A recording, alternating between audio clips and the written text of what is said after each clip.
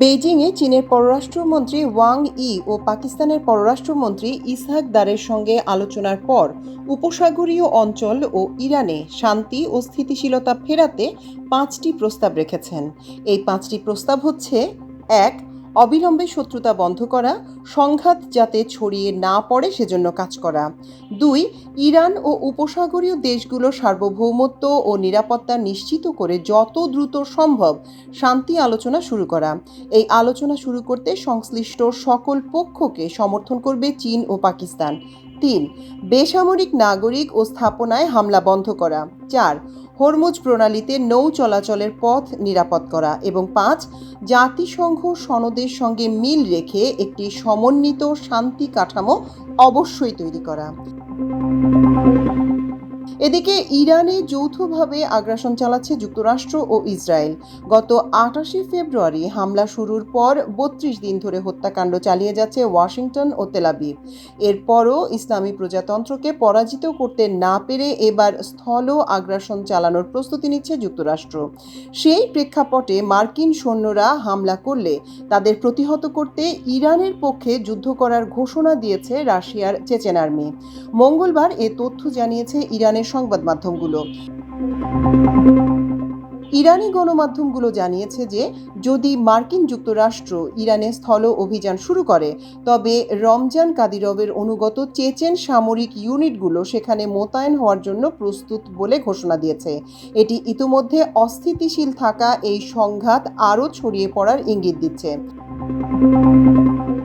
প্রতিবেদন অনুযায়ী কাদিরভপন্থী বাহিনীগুলো ইরানের বিরুদ্ধে মার্কিন ইসরায়েলের চলমান সামরিক অভিযানকে একটি ধর্মীয় যুদ্ধ হিসেবে আখ্যায়িত করেছে। তারা সম্ভাব্য যে কোনো হস্তক্ষেপকে জিহাদ অর্থাৎ ইসলামী প্রজাতন্ত্রের প্রতিরক্ষায় ভালো ও মন্দের লড়াই হিসেবে বর্ণনা করেছে।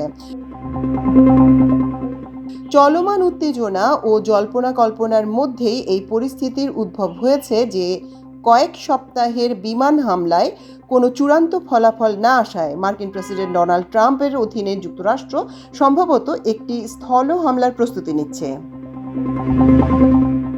গত 28 ফেব্রুয়ারি শুরু হওয়া এই সংঘাত দ্রুত ছড়িয়ে পড়েছে।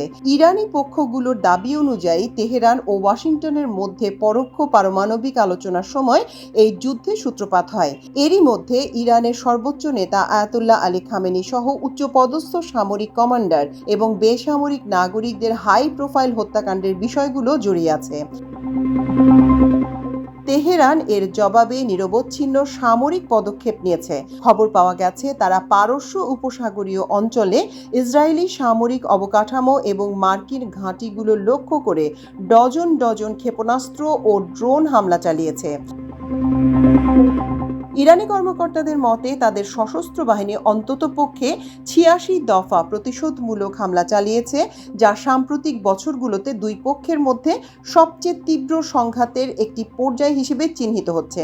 বিষয়টিকে আরও জটিল করে তুলে ইরান অভিযোগ করেছে যে ইউক্রেন সরাসরি মার্কিন ও ইসরায়েলি অভিযানে সহায়তা করছে।